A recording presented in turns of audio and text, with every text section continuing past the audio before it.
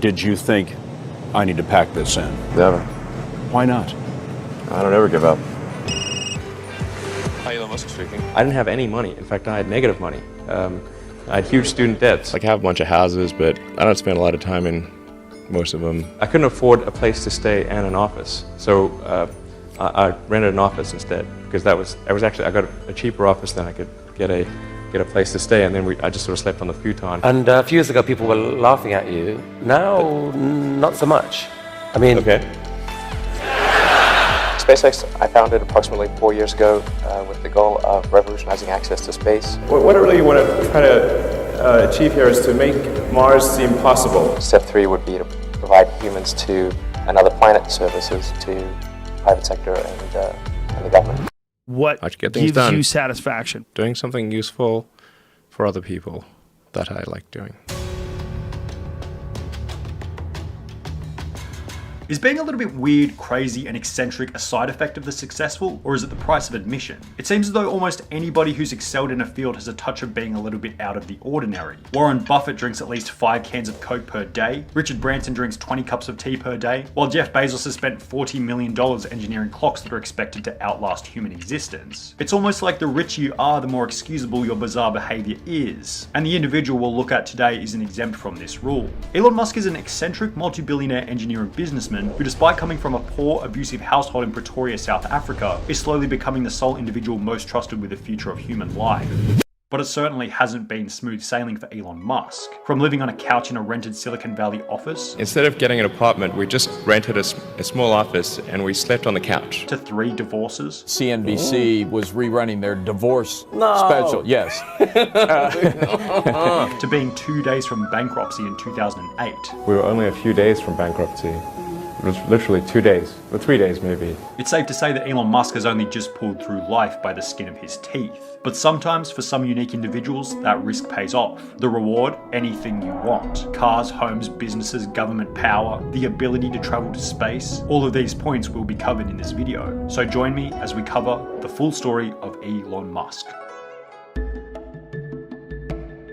Our story begins in Pretoria, South Africa, 1970. And you might ask, what was so significant about Pretoria in 1970 that grants permission for it to be the birthplace of our story? Well, at the time, not much. It was actually quite insignificant in the grand scheme of things. But it did happen to be a time and place where 2 random individuals by the name of Elon Musk and May Haldeman would begin dating. Errol, an engineer, and May, a model, made an almost impulsive choice to get married because they were, quote, bored and lonely. Well, you know, I was lonely, alone in Cape Town. I wasn't in a happy situation, and I thought, well, what can be worse? Marriage can't be that bad. Following Errol and May Musk's impulsive marriage in 1970, the couple had 3 children, Kimball, Tosca, and most significantly, Elon Musk, who was born on the 28th of June 1971. And that's kind of the basis for our story. One big happy family in South Africa. A successful engineer with his model wife and their 3 happy kids, and on the surface, everything looked amazing. However, the reality of their happy family turned out to be somewhat of a facade. The dynamic was actually quite different behind the scenes. You said I would be beaten up. Did you suffer that kind of abuse? Yes. Yeah. I think I was beaten up. Turns out that Elon's father and May's husband, Elon Musk, was incredibly abusive and somewhat of a garbage individual behind the scenes. When I was married, I was told about 3 times a day that I'm boring and stupid and and ugly. Not only was Errol abusive, he also denied Elon some of the most basic things required to begin a career in business, such as a computer. He didn't want to buy a computer and refused to use computers and said they would never amount to anything. Showing that perhaps Errol wasn't all that interested in seeing his kids become their best selves. Elon has stated that his father was a terrible human being who carefully thought out plans of evil, also stating that he had a very violent, unhappy childhood. It was very violent. It was not a happy childhood. My father has this serious issues. Signifying the harsh realities of his upbringing. However, the real question, over the long run, was this such a bad thing? Well, that's probably an argument worth having, because a tough upbringing would actually end up being an asset for Elon's incredible success later in life, giving him the ability to adapt and overcome the most difficult of circumstances.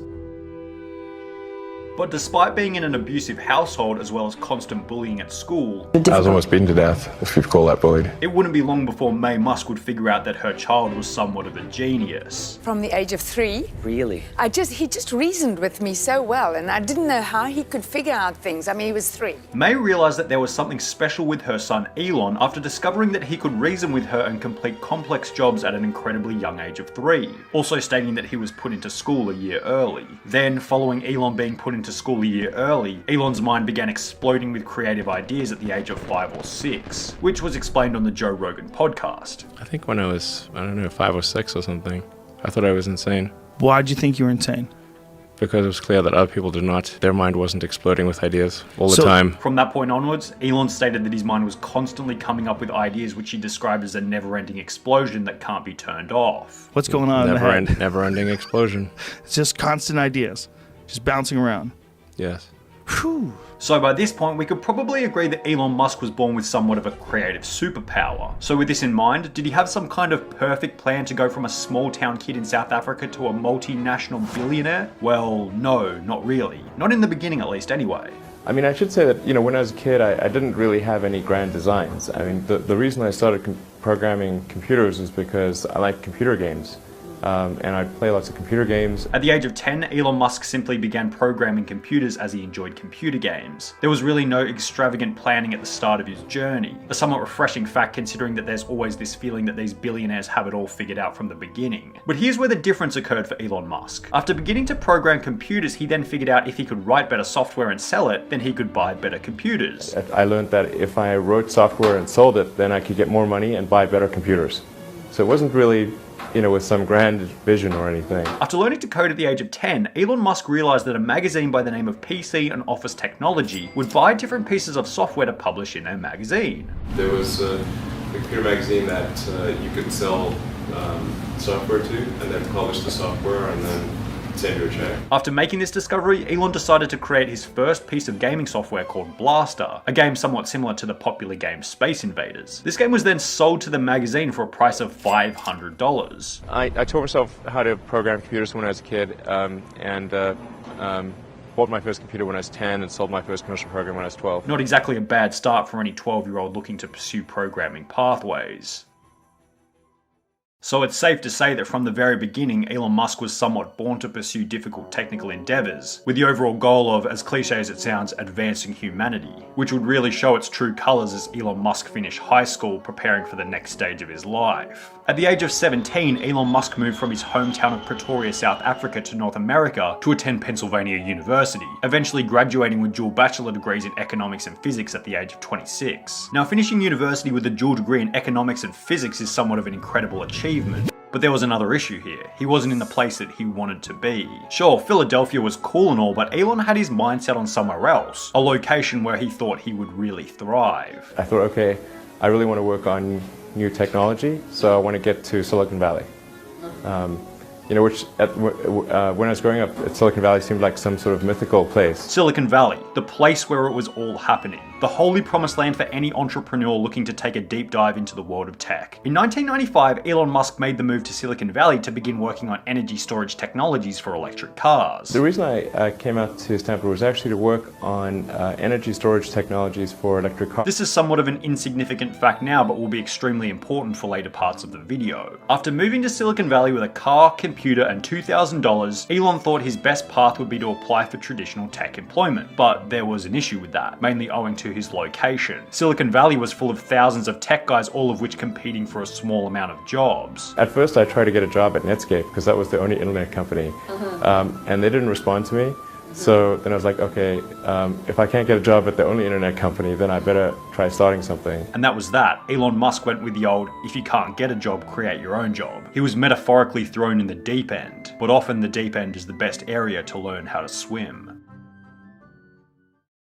Well, what are the things that are most likely to affect the future of humanity, just in, at a macro level? And it just seemed like it would be like the internet and sustainable energy, making life multiplanetary, and then genetics, and AI. After Elon's arrival in Silicon Valley, Elon Musk began to critically think about the areas in tech that would likely affect the future of humanity. And while genetics, AI, and making life multiplanetary were probably out of Elon Musk's 24-year-old hands, one area of tech that he thought he might be able to make an impact on was an area that at the time was barely even an area of tech. It wasn't monetizable and it was far from being a big industry, but would later become one of the most important pieces of daily human life. We're of course talking about the internet. After having experience writing and selling gaming software as a teenager, Elon had the general knowledge required to begin writing internet software. Elon Musk began writing software with the goal of, quote, making useful things happen on the internet. Trying to make useful things happen on the internet. Possibly hinting that he had no real idea of what he was trying to create in the beginning. However, this would change when Elon Musk would create his first piece of saleable internet software, described as a software allowing media companies to convert their paper and print content into digital content. So we thought, well, the media industry would need help converting its content from a print media to electronic. And they clearly had money. This software was the basis for Elon Musk's first company, Zip2, which was created with his brother Kimball. Now, starting a tech company would be exciting for any 24-year-old. However, as stated by Elon himself, he would have no idea how difficult the first company would end up being. There's a friend of mine who's got a great saying about creating a company, which is trying to build a company and have it succeed is like eating glass and staring into the abyss. Having moved from South Africa and still having $100,000 worth of college debt, Elon Musk was so poor that he was unable to afford both a home and an office for his company Zip2. So what were his options here? He couldn't rent both at the same time. It was either an office or an apartment. And since offices were cheaper than homes, he rented an office space and simply slept on the couch while showering at a local gym. I didn't have any money. In fact, I had negative money. I had huge student debts. So, in fact, I couldn't afford a place to stay and an office. So I rented an office instead because I got a cheaper office than I could get a place to stay, and then I just sort of slept on the futon. This whole scenario might be what Elon Musk later described as the reality kicking in after starting a company. I mean, what tends to happen is it's sort of quite exciting for the first several months of starting a company, and then reality sets in, things don't go as well as planned, customers aren't signing up, the technology or the product isn't working as well as you thought. So for anyone who thinks that Elon might have had somewhat of a head start or smooth sailing in the beginning, it seems as though the reality was almost the opposite. After starting this first company, Elon, alongside his brother, a friend of his mum's, and 3 salespeople paid on contingency, began to market the product to various news outlets, achieving small flashes of success here and there. We started getting some interest. I mean, half the time it'd be like, what's the internet? Even in Silicon Valley. But then occasionally somebody would bite and we'd get a little bit of money from them. The company then grew and struck deals with bigger clients such as the New York Times. As the income grew, so did the overall value of the company. And after 4 years of running the company, Elon and his brother Kimball would finally reach that golden point that most tech startups could only dream of in the beginning, the acquisition of the business from a bigger company. In February 1999, 3.5 years after the beginning of development, tech company Compaq acquired Zip2 for a price of $305 million. Of that $305 million, $22 million went to Elon and $15 million went to his brother Kimball. So what did this mean for the subject of our story? Well, Elon had gone from a broke dude living on a couch in his company office to a multi-millionaire overnight. And Elon's new status of multi-millionaire meant spending a portion of the money on some new toys.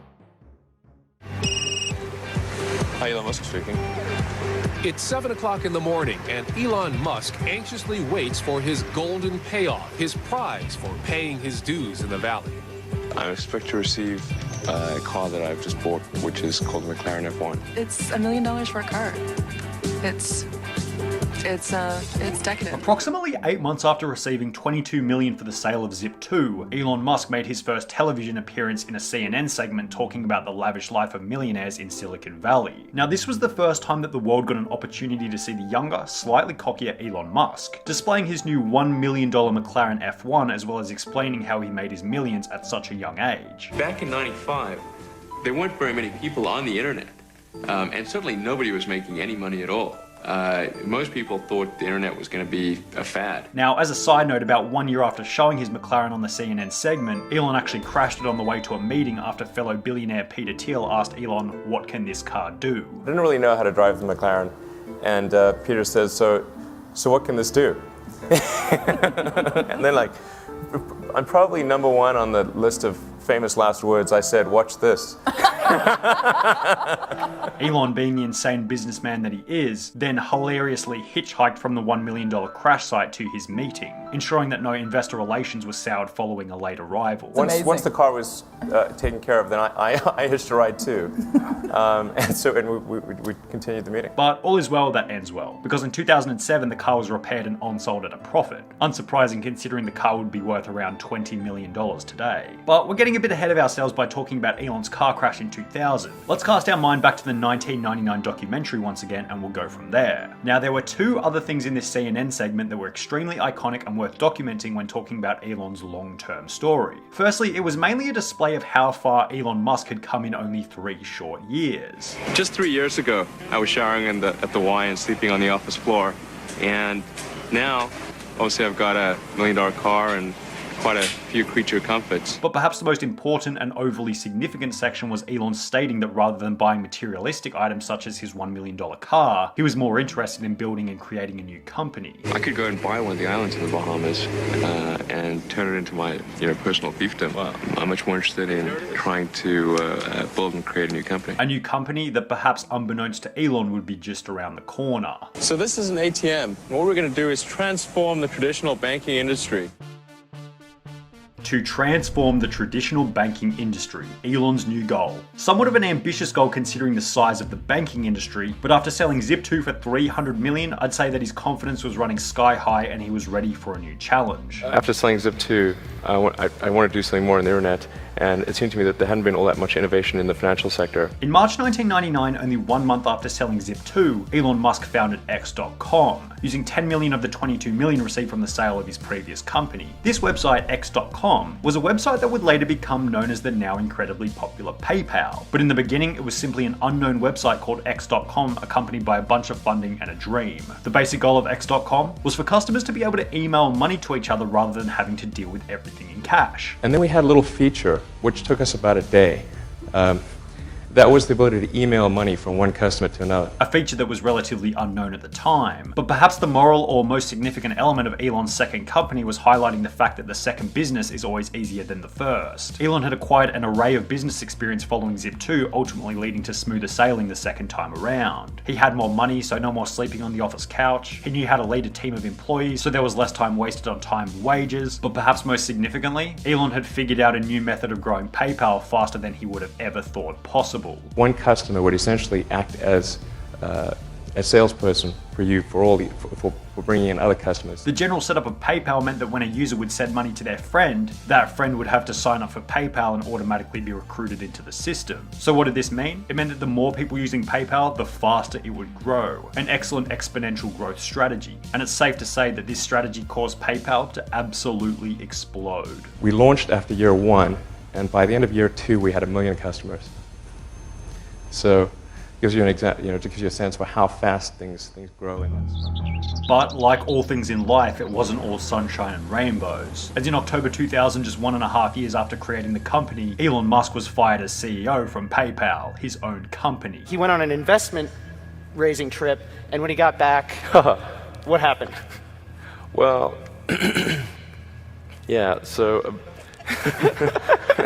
Elon explained that despite marrying his first wife Justine 10 months previously in January 2000, he still hadn't gone on a honeymoon. So he decided to leave Silicon Valley and go away for 2 weeks. Gotten married earlier that year and not had any vacation or honeymoon or anything, so it was kind of a combined financing trip / honeymoon. Yeah. The problem with this? It was at a time when PayPal had multiple major problems underway, causing many key individuals high levels of stress. While Elon was on his holiday, he returned to find that his position as CEO had been replaced by another key individual in the company. There was just a lot of worry, and that caused the management team to decide that I wasn't the right guy to run the company. Not exactly the best scenario for Elon Musk. However, things always seem to work themselves out in the long run for Elon Musk, because in 2002, eBay purchased PayPal for $1.5 billion, with Elon receiving $165 million from the purchase. This whole situation led Elon to patch things up with the former team that fired him as CEO, and good relations with former business partners was exactly what he needed, as his next endeavor beginning in 2003 would be so ambitious that he would need every shroud of good fortune that he could manage.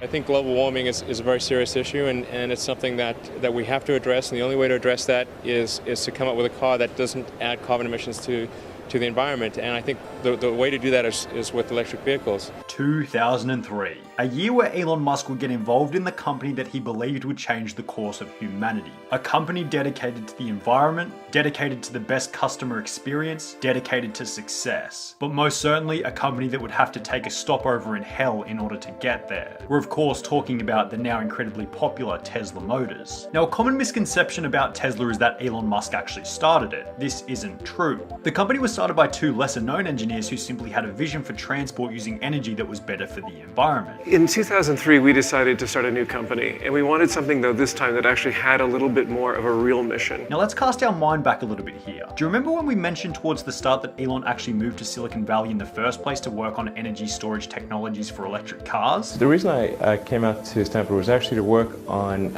energy storage technologies for electric cars. Well, after first moving to Silicon Valley, Elon thought working on an internet company was a better opportunity because of the timing in 1995. I thought, well, I can either work on electric vehicle technology and do my PhD at Stanford and watch the internet get built, or I could put my studies on hold and try to be part of the internet. But by 2003, the internet was significantly more mainstream, and perhaps Elon wanted to come back to his dream of building electric cars. If the big car companies are not going to create electric cars by themselves, then it's necessary to create a startup to do electric cars. For this reason, Elon decided to provide Tesla with $6.5 million worth of funding in February 2004, approximately 8 months after the company was created, ultimately resulting in Elon Musk being appointed as the chairman of the company. Between 2004 and 2008, Elon Musk and the team at Tesla relentlessly worked on producing their first car, the Tesla Roadster, which was unveiled in 2006, 2 years after Elon Musk began involvement in the company. Hello everyone, this is Sebastian Blanco. I'm here for Autoblog Green and Netscape.com. We're at the unveiling of the Tesla Roadster. The car was then released to the market in 2008, incredibly exciting for the company. However, Elon Musk would have never been able to predict how difficult of a year 2008 would end up being for him. 2008 is not a good time to be a car company, especially a startup car company, and especially an electric car company. That was like stupidity squared. The global financial crisis, an economic downturn that would end up challenging even the most sophisticated in the business world. And economic downturns generally challenge car companies more than any other company, as when people don't have much money, buying a $100,000 electric car isn't usually at the top of a financial budget. For this reason, just before Christmas of 2008, Tesla was about 2 or 3 days away from bankruptcy. In fact, at the end of 2008, we were only a few days from bankruptcy. It was literally 2 days, or 3 days maybe. Tesla, alongside another company created by Elon called SpaceX, which will be discussed later, were both given a success probability of about 10% each. I gave basically both SpaceX and Tesla from the beginning a probability of less than 10% of likely to succeed. With Elon Musk saying that he wouldn't even let his friends invest in the company as he didn't want to lose their money. Then on top of all this, 2008 would be the same year when Elon Musk's first marriage would come to an end. Justine Musk, Elon Musk's first wife, explained that she felt as though she had become nothing besides a trophy wife, also claiming that Elon would constantly put her down for not doing as well as he did, possibly a problem stemming from their equal social status in university but huge differentiation 10 years later. Following the divorce with Justine, Elon Musk then proposed to British actor Tallulah Riley after dating for only 10 days. Elon proposed really quickly. The idea of being swept off your feet is appealing, and I'd probably have said yes to anyone that seemed half sensible if they proposed after 10 days, just because it's kind of an interesting thing to do. However, by 2013, this relationship had also resulted in divorce. But things weren't all that bad. On the relationship front, Elon appeared to be having serious problems, but by 2013, the business side of things was absolutely booming. With the global financial crisis somewhat of a distant memory and Tesla stock increasing by 450% between the start and end of 2013, things were looking up. So much so that the struggles of Tesla were put on the back burner while one of Elon's more ambitious goals began to become more of a priority. What I really want to try to achieve here is to make Mars seem possible, make it seem as though it's something that we can do in our lifetimes. In September 2016, Elon Musk announced that getting humans to Mars was officially one of his main goals. Well, in the case of SpaceX, I just kept wondering why we were not making progress towards sending people to Mars. Remember we previously mentioned that Elon had a company by the name of SpaceX? Well, SpaceX was founded in 2002 after Elon realized how expensive it was to purchase space travel rockets in an open market, saying that he could make them for about 3% of the price. The fundamental issue is actually the cost of access to space. Rockets were super expensive, and the cost per pound or kilogram to orbit had actually gone up over the years, not down. The goal of the company was to make cheap rockets and sell them to both private purchasers as well as the government. Now, while the business side of the company was kind of cool, the ultimate goal for Elon ever since 2001 was way cooler, colonizing Mars, which even has a set date, 2024. After landing humans on Mars in 2024, Elon's next goal is to cut the cost of a Mars trip to the same price as the average US house price, around $200,000, hopefully enticing people to move to Mars permanently. Which is around $200,000, then I think the probability of establishing a self-sustaining civilization is very high. Elon has since passively hinted that getting people to Mars is currently his #1 priority, ultimately displaying his commitment to making life multi-planetary. Does it really make sense for me to spend time designing and building a house, or should I be allocating that time to getting us to Mars? I should probably do the latter. So, you know, like what's more important, Mars or a house? I like Mars.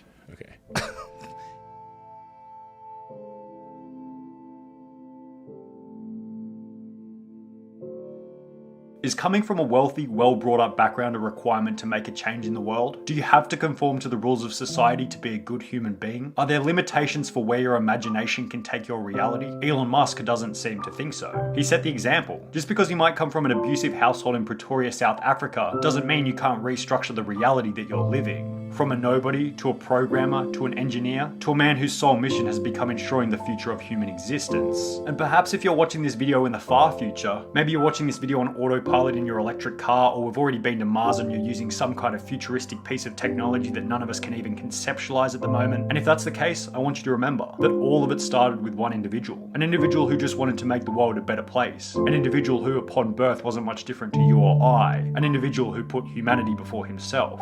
Elon Musk.